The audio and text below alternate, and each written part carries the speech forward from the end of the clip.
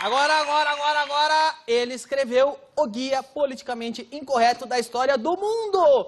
E hoje vai contar um monte de curiosidades pra gente, Marcelo Mansfield. Opa! Leandro Narlock.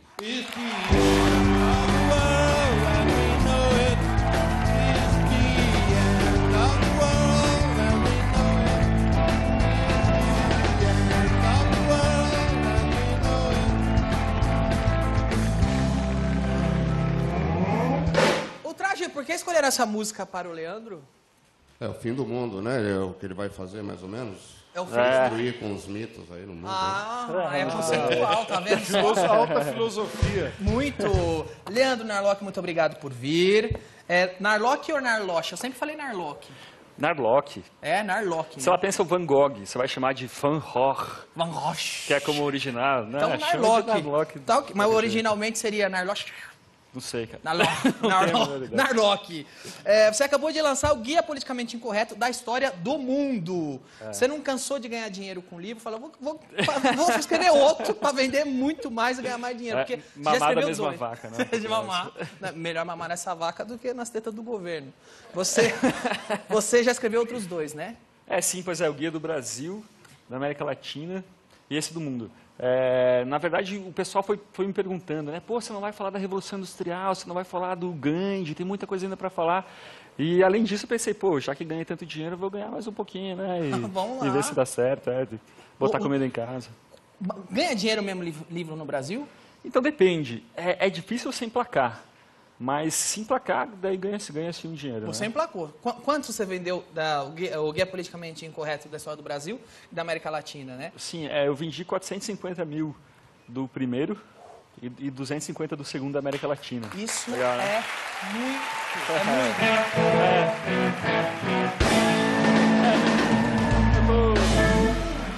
Eu tô meio naquele caso do Big Brother, sabe? O rapaz de Brasília que ganhou o Big Brother. Tem um rapaz de Brasília que ganhou o Big Brother. E perguntaram pra ele, o que você vai fazer agora com R$1 milhão? E ele disse, eu vou comprar uma casa em Brasília. E com o resto do dinheiro? O resto eu financio. Tá mais ou menos nesse esquema. Né? Tá ok. Essa ideia dos guias politicamente incorretos, você tirou da onde? Na verdade, copiei. Descaradamente da série americana, né? Os Politically Incorrect Guides. Sabe que eu não gosto de gente que fica copiando ideia americana? Não? Ainda mais não gosto. Não gosta? Não, eu acho que falta originalidade e tal, mas vamos lá, e aí? Mas eu sou jornalista, eu trabalhei na Super Interessante, na revista há muito tempo, e um dia eu estava procurando pauta, né, para falar na revista, e topei com esse livro no site da Amazon. Eu pensei, tinha que fazer um equivalente no Brasil, né? E naquela época mesmo eu estava estudando sobre história, estava escrevendo muito sobre história e vendo que a história que a gente aprendeu na escola era muito militância, né? Você deve ter tido aquele professor militante. Chato. Muito. Que queria que a gente fosse mudar o mundo, né? E sempre era uma história que os ricos sempre eram do mal, os pobres sempre eram do bem. Então eu fui colecionando casos para irritar esse tipo de cidadão. Assim. E conseguiu irritar? Conseguiu, o pessoal me odeia, cara. E como é ser odiado? É ruim. Não é bom, não. Porque a elite intelectual brasileira deve achar uma blasfêmia as coisas que você escreve aqui, ou não? Pois é, eu costumo dizer que o livro é um sucesso e um fracasso de crítica e de público, né? Quer dizer, muita gente gosta, tanto no público quanto na universidade. Tem um ou outro professor lá que eu consigo achar que gosta do livro. E que passa para os alunos alguma coisa. Mas, na verdade, o que eu digo não é nada de novo. É só coisas que bons historiadores já disseram, só que o público ainda não sabe, entendeu? Então, se você puder me explicar, você disse que os seus livros não tem nada de novo, tanto os outros, o do Brasil, da América Latina, como esse do mundo. E por que essas coisas que outros historiadores já disseram, que que são historicamente comprovadas, por que isso no Brasil é novidade? Por que não se ensina na escola esse tipo de história que é feita no resto do mundo? Pois é, talvez porque a história é uma arma política muito boa, né? Se você quer implantar, se quer ganhar aí um cargo, ou se quer fazer teu partido ganhar um cargo, um bom jeito de fazer isso é disseminando a tua visão da história, né? Quer dizer, nós éramos um grande país, mas teve um cara que ferrou a gente, agora nós somos os grandes heróis que vão reverter essa situação. O Hitler fazia isso, né? A Alemanha tinha um passado glorioso, estava em decadência, então era preciso o nazismo para reverter e voltar ao passado. O Evo Morales faz isso, né? A Bolívia teve um passado glorioso também. Ele tá falando isso. Pior que eles falam que tinha, que na época dos Incas, tudo era uma harmonia, né? Todos os índios viviam em harmonia. Não seria melhor falar, você acha que tá ruim? Não, era muito pior. Né? Você tem uma definição política? Eu sou palmeirense. Palmeirense? Porque eu imagino que devem ficar te chamando de... É brincadeira dos palmeirenses, não. Vamos... Nossa, otário! Aí, desliga Agora o microfone do Klein, por favor. O pessoal deve ficar te falando que você é reacionário, você é amante da ditadura, ou você recebe esse tipo de coisa? Sim, toda hora, que sou vendido. O que eu mais gosto é que eu sou vendido às elites. Esse você é muito vendido bom. às elites. Isso é muito louco, né? Quer dizer, você não pode... Quem discorda de uma opinião, logo ganha uma categoria, assim, né? Quer dizer, fascista. Até no livro eu falo sobre fascismo, é muito legal. Que toda hora você deve ser acusado de fascismo toda hora, né? Sim, não, é fascista, é o nome. Todo mundo, se você discorda, você é fascista. E posso falar já dessa parte? Vai, fala o que você quiser. No livro... Não vou mandar te fuzilar, não. Paredão. No livro, já que todo mundo chama o adversário de fascista hoje em dia, eu resolvi saber quem são os verdadeiros fascistas da política. Eu peguei umas frases de um parente seu, o Giovanni Gentili. O Giovanni Gentili, quem seria? Ele escreveu com o Mussolini o livro A Doutrina Fascista. O nome do Mussolini era Giovanni Gentili? Não, calma. Não? Esse era o filósofo de plantão dele, o ministro o filósofo do Mussolini era Giovanni Gentili. O marqueteiro. Isso explica tanta coisa, não? Tanta coisa, né? Bom, minha família tem a linhagem nobre e filosófica no fascismo, então eu queria... Que bacana. E aí? Quero entrar na fila para cuspir no caixão, porque não é... Coisa boa de estar... Não é, né? Vai lá, e aí? Enfim, daí eu peguei essas frases que são abertamente fascistas e encomendei uma pesquisa em Brasília, com deputados, perguntando para o senhor deputado, claro que sem eles saberem que era do Mussolini, do Giovanni Gentili. Que era filosofia fascista. Para saber o que eles achavam das frases. Daí tem lá, como um anti-individualista, acredito numa concepção de vida que destaca o indivíduo somente se suas escolhas convergem com as do Estado, que é bem fascismo, né? E vários deputados brasileiros concordaram, tanto da esquerda, mais a esquerda, na verdade, que a direita, mas de todos os lados teve gente que concordou. E já tem uns aí querendo me processar, mas é assim, né? Quer dizer, ou seja, aquelas ideias ainda estão meio por aí, né? A ideia de que o Estado tem poder de fazer tudo, que o Estado resolve tudo, tá? Essas ideias do Mussolini ainda estão meio em voga hoje, né?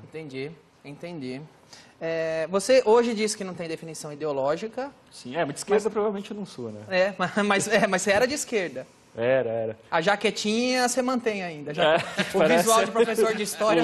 O físico, né? O físico de jornalista de esquerda. O físico, a roupa e o visual de professor de história da esquerda. Tá dizendo que eu sou feio, cara? Como assim? Que é isso? É verdade que você chorou quando o Lula ganhou a eleição? Não, mentira. De emoção? Mentira? Olha lá. Senão eu vou escrever um guia politicamente incorreto do Leandro Narlock e vou escrever essas histórias. Eu como quase todo estudante, tá, era meio de esquerda. Mas eu era mais hippie, na verdade.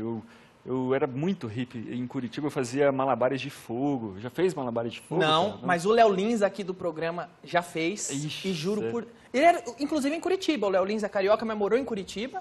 Já teve uma onda lá, uma época de malabares. Sabe o que ele fez? Juro. Ele não tá aqui, senão eu perguntar pra ele agora. Ele já me contou. Ele foi espirrar o fogo e queimou a cara inteira. Nossa, por isso que ficou Por isso que ele jeito. tem aquela cara? Por isso ele tem aquela cara. Então. Juro! Não, queimou tudo. Ele precisou ficar um tempão em casa e tal. Entra no Twitter e começa a perguntar isso pro @LeoLins que ele vai falar pra vocês a história. E aí? E é isso aí, mas enfim, mas logo mudei, né? Logo saí dessa. Vamos falar do seu livro aqui. Quanto tempo de pesquisa para sair o Guia Politicamente Correto da História do Mundo? Uns 2 anos, desde quando eu terminei o da América Latina. E você sempre diz que escreve esses livros como jornalista, não como historiador. Qual que é a diferença? Assim, nada que tem nos livros é original meu, fora essa pesquisa. Eu simplesmente, a minha tarefa é popularizar a história, né? Trazer para o leitor aquilo que já está aí na academia, na universidade, que o pessoal já está escrevendo. Então, é popularizar a história, né? Vamos lá, você começa o livro já falando do Império Romano.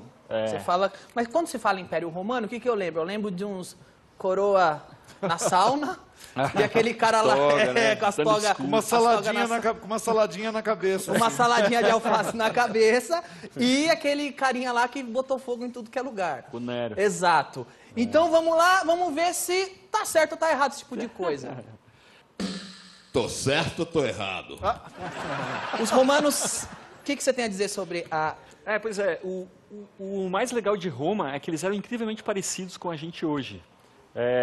Isso a gente sabe muito bem da vida cotidiana de Roma, porque em 79 o Vesúvio caiu sobre Pompeia e a cidade ficou congelada no tempo, né? Daí você tem, por exemplo, nas paredes de Pompeia, tem rabiscos de banheiro, rabiscos de parede, que é assim, Danilo Gentili é mó c****. Olha, a minha fama é histórica. Antes aí, né? Tipo assim, aquela mulher dá para aquele cara e para qualquer um. Olha, a fama da sua família também, Marcelo. Tudo lá em Roma. Os grafites, os famosos grafites de Roma, né? Tinha grafite de política, por favor, vote em mim, sou um grande homem. Grafite de amor, assim, muito parecido para você, muito bom para você também. Aquela mulher me traiu, eu sou um corno, mas a dor vai passar. Tinha esse tipo de coisa? Ou seja, eles pichavam o muro, porque a fama de romano é que a rua era limpinha, era uma ordem... Não, na verdade as colunas, a gente pensa nessas colunas límpidas hoje, né? Mas na verdade elas eram todas não vou falar isso, mas enfim. Vai lá. Elas eram todas meio baianas. Elas eram meio amarelas. Quando você diz baiana, quer dizer que é tudo colorida. Todas coloridas, amarelas. Isso foi perdido com o tempo, né? Era bonito, assim, era mais interessante. Parecia que o Olodum que pintou. Exatamente. Parece que foi o pessoal do Olodum que pintou. Será que na porta do banheiro tinha umas coisas? Escrevi e saí correndo, pau no c... de quem tá lendo. Sim, tinha muito grafite de banheiro. Quem canta cagando, a bosta sai dançando. Será que tinha essas coisas lá? Pois é. Não, na verdade, os rabiscos, as colunas eram todas muito rabiscadas, né? E o que mostra, na verdade, que eles eram... A capacidade de saber ler era disseminada entre a população, né? Quer dizer, qualquer pessoa sabia ler e escrevia bilhetes e tal. Então, é muito interessante. E sobre o Nero, eu começo o livro defendendo o Nero. Acho que um guia politicamente incorreto da história do mundo tem que defender o Nero, né? O grande canalha da história. O que você está me dizendo é que ele não botou fogo em Roma? Não botou. Na verdade, Roma, assim, voltando àquela história de que Roma é muito parecido com hoje, Roma tinha muita padaria, ninguém fazia pão em casa, as pessoas compravam pão. Imagina em Lisboa, então, aquela época. Será que... quer dizer, era como se fosse um mercado árabe, meio que numa favela brasileira, assim, o barbeiro atendia na calçada. Era tipo, sabe o quê? Tipo aquela rua do Indiana Jones, quando ele tá no Cairo, é tudo bagunçado o mercado árabe, e tal. Exatamente. Então tinha muito incêndio, daí meio que os senadores depois botaram a culpa no Nero, mas tinha incêndio direto, até 1500 em Londres, tinha grandes incêndios que destruíam todas as cidades. Você fala aqui também da Idade Média. Falou em Idade Média pra mim, eu já pensei em Game of Thrones. Os anão matando os caras e papapá, ou em Cinto de Castidade. Sim. Que parecia ser uma coisa horrível. Aquele cinto horrendo, né, de aquela carapaça de ferro. Exato. É verdade, o Cinto de Castidade era uma coisa tão ruim assim? Não, é pura lenda urbana. Cinto de Castidade nunca existiu. Você tá falando sério? Sério. Para todo mundo que eu falo, mas eu já vi no Museu da Europa, eu já vi uma foto de um cinto de castidade, lenda urbana. A mesmo o Museu de Londres, né, o Museu Britânico, eles expuseram por 150 anos um cinto de castidade e depois falaram, puta, é fraude. E era uma relíquia medieval feita 3 séculos depois da Idade Média. Entendeu? Nunca existiu o cinto de castidade, então? Nunca existiu. Na verdade, existia no século XV, mas para proteger as mulheres. Elas, quando tinha alguma invasão de soldados, elas usavam para evitar estupros. Elas colocavam. Você fala sobre samurais. Sim, pois é. Samurais portugueses. Portugueses, Pra mim, samurai pra mim é um ninja bem honrado e tal. Né, o senhor Miyagi, né, do Karate Kid, né, dono de uma sabedoria espiritual. Né? E o que tem de interessante pra desmistificar o samurai? Pois é, então, o primeiro assim, o legal é entender que o Portugal tentou colonizar o Japão assim como fez com o Brasil. Na mesma época que as caravelas chegavam aqui, chegaram no Japão também. Mas lá não conseguiram porque tinha japonês e não pois tinha brasileiro. Né? Exatamente. Eles, em pouco tempo, eles aprenderam a fazer os mosquetes, né, as armas dos portugueses, e em 40 anos botaram para correr todos, se cansaram dos portugueses. Isso já, assim, tinha em Nagasaki, que era a cidade mais cristã, tinha 300 mil portugueses, japoneses conversos. Isso deixou umas tradições. O tempurá, por exemplo, que a gente vai no restaurante japonês comer, na verdade ele é uma comida portuguesa. O tempurá é uma comida portuguesa? Olha só que legal. Tempurá. Tempurá, mas você não mesmo... Eu imagino que até a ideia de comer com pauzinho deve ser português, porque é muito mais fácil comer com um garfo, não? Exatamente. Que as pessoas comiam nas têmporas, né? Que é os dias que não se podia comer carne e tal. Então daí vem o nome tempurá. Que é daquela expressão, eu vou tempurar a carne para comer no dia já. Agora tem um cara que todo mundo, em todo lugar da face da terra ama, que é esse cara aqui. Não, entrou a foto errada. Não era dele que eu estava falando. É esse outro cara aqui. Gandhi. Não é o que tem para desmistificar, para ser iconoclasta com Gandhi? Pois é, então, geralmente quando as pessoas querem jogar pedra no Gandhi, elas falam que ele era racista. O Gandhi, ele era um advogado britânico, né, formado em Londres, Sim. Era de uma família chique e tal. E ele morou 20 anos na África do Sul. E lá ele escrevia um jornal, ele tinha um jornal, e escreveu muito mal dos negros da África do Sul, né? Falava que é absurdo nós, indianos, sermos rebaixados à condição desses selvagens negros e tal. E muita gente fala, ele era racista, então assim está invalidada toda a questão do Gandhi. Eu falo assim, olha, tudo bem, isso é lamentável mesmo, né? Essas frases são absurdas e tal, mas no fim da vida, na verdade no meio da vida, ele já volta atrás e tenta esconder esse lado racista dele. Também falam que ele tinha umas teorias sexuais bizarras. Ele chegou a proibir sexo até para procriação. Ele falava, não, um resistente passivo não pode de jeito nenhum fazer sexo, não pode ter filho. Ele brigou com o filho dele quando o filho dele anunciou que estava grávido e tal. Você vai ser vovô. Pô, como você faz isso comigo? Mas a cada dia se revela novos segredos sexuais do Gandhi. Ele com 70 anos, pois é. Olhando essa carinha aqui, cadê? Olhando essa carinha, cadê? Quem diria que essa carinha tem muitas coisas sexuais para contar ao mundo. Não, nessa idade aí da foto, ele tinha uns 70, 77 anos, ele dormia pelado com as sobrinhas netas, de 18 anos. Ele falava que ele tinha que... Era um malabarismo intelectual bem de guru indiano mesmo. Né? Para poder comer a sobrinha neta. Não se sabe se ele comia ou não. As sobrinhas, elas faziam aquilo por vontade, não era contra a vontade. Com 77 anos, acho que era mais um aperitivinho, não era exatamente uma comida. Exatamente. Era uma espécie de Mr. Catra da época. Ele era um Mr. Catra. E daí que eu falo assim, não, na verdade assim, isso é meio bizarro, mas tudo bem, dá para entender o Gandhi Canastrão. Eu falo em defesa do Gandhi Canastrão. Mas o pior mesmo eram as ideias dele para a Índia. Assim, ele ferrou a Índia. Coitado, ele achava que a Índia tinha que se fechar o comércio internacional e fazer os próprios tecidos. Isso atrasou muito a Índia. A pobreza aumentou muito enquanto a população aumentou junto. Mas ele libertou a Índia da Inglaterra. Isso já foi uma grande coisa, não? Então, pois é, mas é como diz um historiador americano, né? O que a Inglaterra fez pela Índia? Além de viadutos, estradas, um sistema de educação, um sistema financeiro, um sistema judiciário, nada. Mas você acha que era melhor para a Índia ser dominada do que ser... Então, teve uns países que até pediram para voltar a ser dominados pela Inglaterra. Eu acho que não. O Império Britânico foi ruim. Quer dizer, muita da luta do Gandhi tinha razão de existir. Né? Eles cobravam muitos impostos dos indianos e tal. Mas a questão é que não melhorou depois. Né? Essa ideia de que a dependência econômica era a causa dos problemas da Índia se mostrou o contrário. Né? Quer dizer, apesar que se for ver por causa de imposto, que a gente pagava de imposto para Portugal e paga hoje para o governo brasileiro, volta a Portugal. Volta a Portugal. Volta a Portugal. E esse outro caboclo aqui? Dalai Lama. Pois é. Você vai me falar que ele era violento com karatê, que ele tá assim na foto. Pois é, o Dalai Lama hoje ama. Todo mundo ama, né? É bonitinho ele também. Né? Não vai falar que ele dormia com a sobrinha também. Não sei. Quantos podres do homem. Então, o que eu falo é o seguinte, o Tibete, em 1960, ele foi invadido pela China comunista, né? E em 1950, né? E até então, o Tibete era um lugar muito atrasado. O Dalai Lama já estava vivo e ele era o chefe disso, né? Tipo, já adolescente. O Tibete não tinha cadeia no Tibete porque eles achavam que as punições mais corretas eram amputações. Então tem relatos até de americanos que foram para lá e quer dizer, gente que perdia um olho, você comete um assalto e perde um olho, perde um braço. Tudo bem, vai que tem algum louco hoje que concorda que isso é uma boa punição, sei lá, tanto faz. Mas isso não combina com essa figura, né? Isso é claro. Era olho por olho mesmo.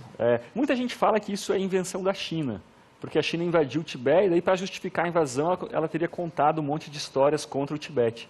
Mas não é só conversa da China, não. Tem relatos de franceses da época, de americanos, falando que o Tibete era desse jeito. Agora, você começou o livro defendendo o Nero, e eu tô vendo aqui que tem um livro que você começa a falar de Hitler também. Você está defendendo Hitler também? Não, que é isso, não dá para defender o Hitler, né? O que eu falo é que o Hitler, ele era o bonzinho da época. Não estou dizendo que o Hitler era bonzinho, mas os nazistas, eles posavam como os politicamente corretos, os virtuosos, naquela ideologia maluca deles, né?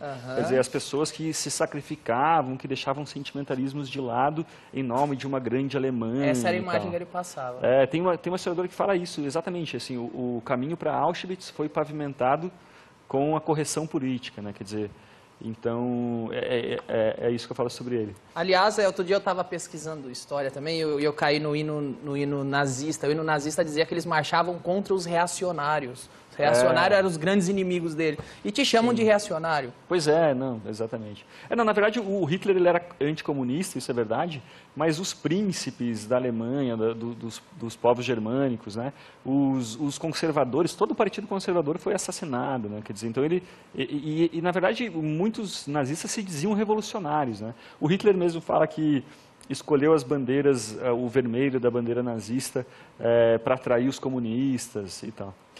E você fica irritado quando chamam você de reacionário, coisa e tal? Na internet eles xingam muito, né? Xingam muito, Você fica irritado? Não, agora não fico mais. Reaça, você fica puta? Não, agora eu não fico mais, porque é o argumento mais raso que tem, né? Quer dizer, o ad hominem, né? Você enquadrar você em alguma categoria, isso é muito chato. Esse é o lado ruim, mas tem um lado bom, que é esse aqui. Ó. Sou reaça, mas tô na moda. Oh, legal. As mulheres colocam a sua foto como o gatinho reacionário. Reaça. Por exemplo, reacionário. De política eu sou liberal. Eu sou a favor de legalizar todas as drogas, não só maconha. Acho um absurdo o governo ter que dar autorização para casamentos, não só para casar, se eu quiser casar com uma cabra, desde que a cabra consinta. Quer dizer, isso não tem nada reacionário, né? As pessoas, a velha história do fascismo, não concorda comigo, então é reacionário, é fascista. Né? Ok, muito obrigado pela conversa, Leandro. Beleza. Guia politicamente incorreto da história do mundo, nas melhores livrarias. Compre porque os outros não venderam nada, não é? Não venderam nada. Comprem porque os outros não venderam nada. Voltamos já. Muito obrigado, Leandro. Obrigado.